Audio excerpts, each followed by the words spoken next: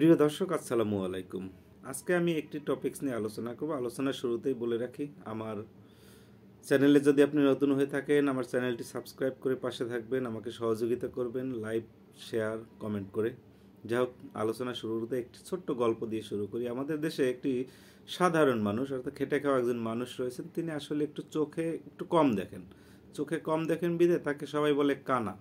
এই কানা কই যাও, এই কানা এইটা কর, এই কানা ওইটা কর। আসলে ওই লোকটি ছিল আসলে খেটে খাওয়া একজন মানুষ, অর্থাৎ তিনি অন্যের জমিতে কাজ করেন, অর্থাৎ কি কিষান কিংবা বদলা বা কামলা যেটাই বলেন, এইটি করে থাকেন। আসলে বিভিন্ন জনের খেতে খামারে কাজ করে তার জীবিকা নির্বাহ করেন।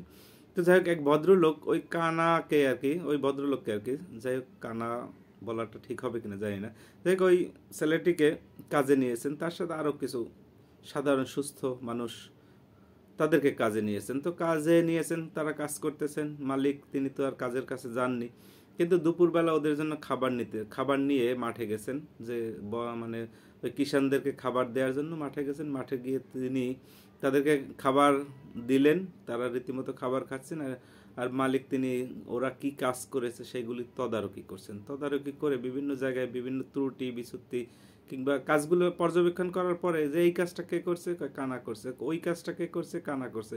অর্থাৎ যে কাজে মানে অর্থাৎ মালিক যতগুলো প্রশ্ন করলো যে এই কাজ কে করছে, ওই কাজ কে করছে, সেই কাজ কে করছে, তো ওই যারা চালাক বা বুদ্ধিমান ওই কানার সাথে যারা রয়েছে তারা বলছে যে কানা করছে, মানে সকল কাজই কানা করছে। তখন মালিক প্রশ্ন করলো যে এই কানা যদি সব কাজ করে থাকে, মানে এইটা করছে কানা, ওইটা করছে কানা, সেইটা করছে কানা, তোমরা কি করছো? তোমাদেরকে আমি কেন কাজে নিয়েছি? তাহলে তো আমার কানাই ভালো। সব কাজ যেহেতু কানা করছে, তাহলে তো কানাকেই আমার কাজে দরকার, তোমাদের মতো লোকেদের দরকার নেই। যাই হোক, এই গল্পটির শেষে আমি যে কথা বলতে চাই বা গল্পটির সাথে সাদৃশ্য যেটি রয়েছে সেটি হচ্ছে যে বর্তমান বাংলাদেশে মনে করেন অনেকগুলো আন্দোলন আমরা দেখেছি। এই আন্দোলন, সেই আন্দোলন, বিভিন্ন আন্দোলন গত 5ই আগস্টের পর থেকে বিভিন্ন দাবি দাওয়া এই সেই আমরা বাংলাদেশে দেখছি, আপনারাও দেখছেন।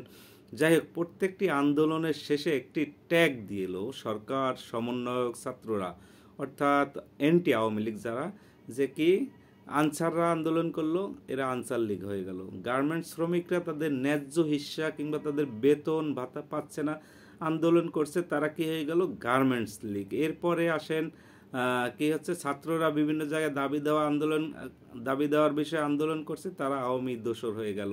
কিংবা এমন কি গত 5ই আগস্টের আগে যারা গণ অভ্যুত্থান ঘটালো, সেই গণ অভ্যুত্থানে যারা আহত হয়েছে, আহতরা যখন তাদের পর্যাপ্ত পরিমাণ চিকিৎসা সুবিধা পাচ্ছে না, তখন তারা সরকারের বিরুদ্ধে অর্থাৎ উপদেষ্টাদের বিরুদ্ধে একটি আন্দোলন গড়ে তুলল পঙ্গু হাসপাতালে গভীর রাত পর্যন্ত। সেই আন্দোলন করার পরে সার্জিস আলম তাদেরকে বলল আহত লীগ, আহত লীগ।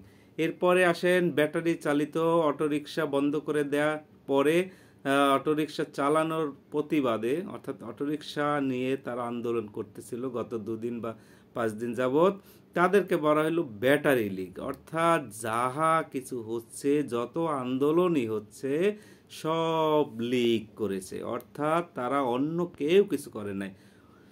তাদের সরকার এবং সরকারের যারা শুভাকাঙ্ক্ষী রয়েছে সকলেই দেখলাম, এবং সুশীল সমাজ পর্যন্ত, যারাদেরকে আমাদের সমাজের আয়না বলা হয়, বিবেকী, এটা সাধারণত বলি সুশীলদেরকে যে সমাজের আয়না বা দর্পণ, এরা পর্যন্ত বলছে সব লীগ করেছে, এই লীগ, সেই লীগ, ওই লীগ, অর্থাৎ লীগের একটি ছিল মেরে দেওয়া হচ্ছে যে সব লীগ করেছে। আসলে বর্তমান সরকার এবং তাদের শুভাকাঙ্ক্ষী সমন্বয়ক যারা রয়েছেন, এরা আওয়ামী লীগকে কতটা পরিমাণ ভয় পায় বা ভয় পাচ্ছেন কিংবা ডরাচ্ছেন, এ থেকেই আসলে বোঝা যায় যে প্রত্যেকটি আন্দোলনকে লীগের ট্যাগ দেওয়া হচ্ছে, যে লীগ এই বুঝি ফিরে এলো, লীগ এই বুঝি ফিরে এলো। এই ভয়ে এরা আসলে এতটাই ভীত হয়ে পড়ছেন যে এরা লীগকে ভয় পেয়ে প্রত্যেকটা আন্দোলনকে, সাধারণ মানুষদেরকে লীগের ট্যাগ দিয়ে বিতাড়িত করার চেষ্টা করছেন।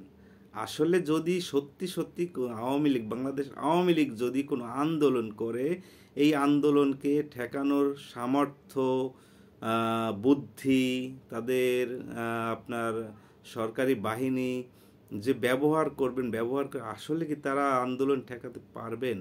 আমার মনে হচ্ছে না যে পারবেন। তো এই জন্য এরা এতটা ভীত হয়ে পড়ছে যে এই বুঝি এলো, এই বুঝি এলো, এই বুঝি এলো, এই ভয়ে এরা প্রত্যেকটা মানুষকে বা প্রত্যেকটা আন্দোলনকে এরা লীগের ট্যাগ দেওয়া শুরু করলো। আসলে খুব হাস্যকর বিষয়। সরকার চালাচ্ছেন, সরকারের থেকেও এরা যদি এত ভয় পান, এদের প্রশাসন রয়েছে সরকারি বাহিনী রয়েছে, টোটাল রাষ্ট্রটা তাদের কাছে রয়েছে। শুধু আরও একটি কথা, সেটি হচ্ছে শুধু রাষ্ট্র ব্যবস্থাই নয়, বাংলাদেশে এন্টি আওয়ামী লীগ যারা রয়েছেন, অর্থাৎ আওয়ামী লীগের বিরোধী যত পার্টি আছে, যত রাজনৈতিক দল আছে, সোশ্যাল ওয়ার্কার বলেন কিংবা কি বলে, যাদের যাদেরকে সমাজের দর্পণ বলা হয়, এরা সহ সবাই রয়েছেন। এত জনসংখ্যা বা এত জনসমষ্টি তাদের রয়েছে, তারপরে ওরা এত যে ভয় পাচ্ছেন, আসলে এটা দেখে খুব হাসি পায় যে প্রত্যেকটি আন্দোলনকে এরা লীগের ট্যাগ দেওয়া শুরু করেছে। আসলে কোথায় যাচ্ছি বা কি হচ্ছে দেশে ঠিক বোঝা যাচ্ছে না। যাই হোক, আজকে আর নয়, ভালো থাকবেন, সবাই সুস্থ থাকবেন, এবং আমার চ্যানেলটি ভালো লাগলে সাবস্ক্রাইব করে পাশে থাকবেন। সবাইকে ধন্যবাদ। আল্লাহ হাফেজ।